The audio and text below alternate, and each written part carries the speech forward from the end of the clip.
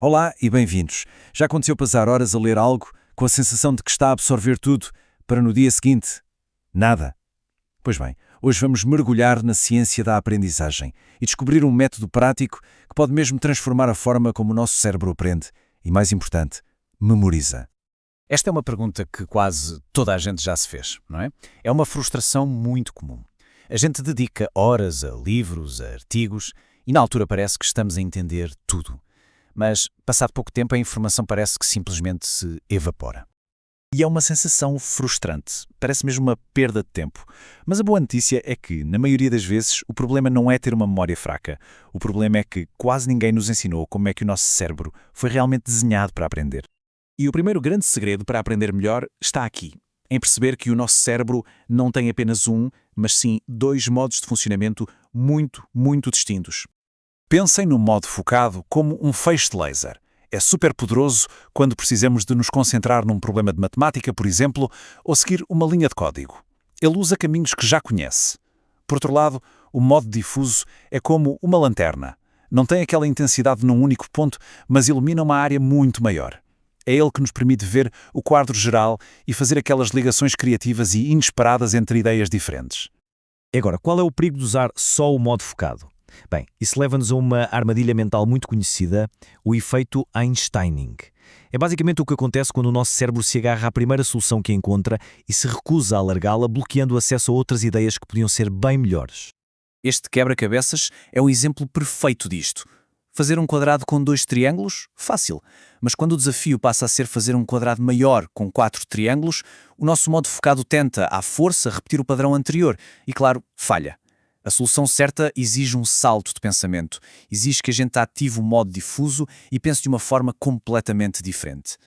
E este exemplo aqui é simplesmente brilhante para ilustrar a mesma ideia. A maioria das pessoas olha e encontra logo os 2 erros de ortografia, contem em vez de contém, e erros com R a mais. Ok, fácil. Mas e o terceiro erro? O terceiro erro é a própria afirmação que a frase faz.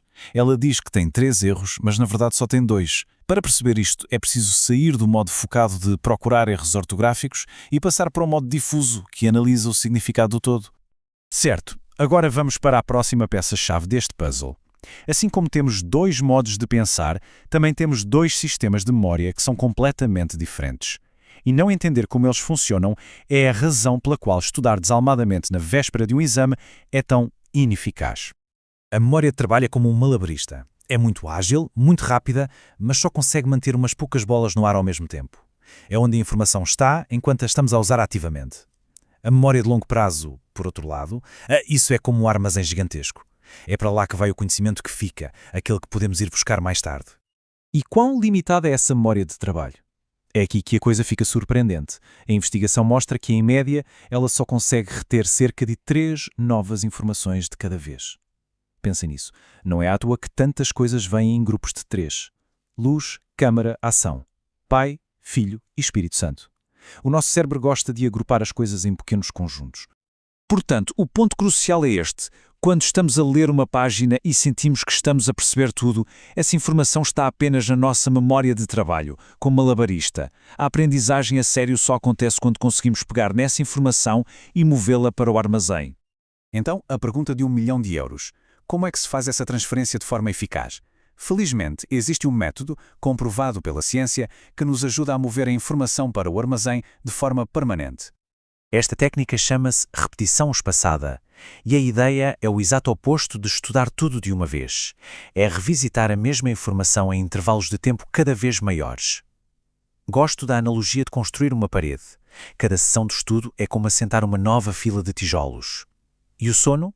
O sono funciona como o cimento, que solidifica tudo antes de pormos a camada seguinte. Ok, vamos juntar tudo isto. Como é que podemos pegar nestes conceitos todos e transformá-los num ritual de aprendizagem prático e poderoso?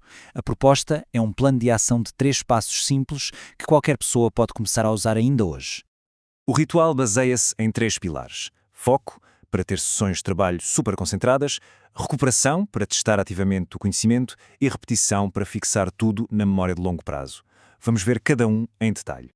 O primeiro passo usa a famosa técnica Pomodoro. É muito simples. Definimos um cronómetro para 25 minutos de foco total, sem distrações. Quando o tempo acaba, fazemos uma pausa obrigatória de 5 minutos. E esta pequena pausa é absolutamente fundamental.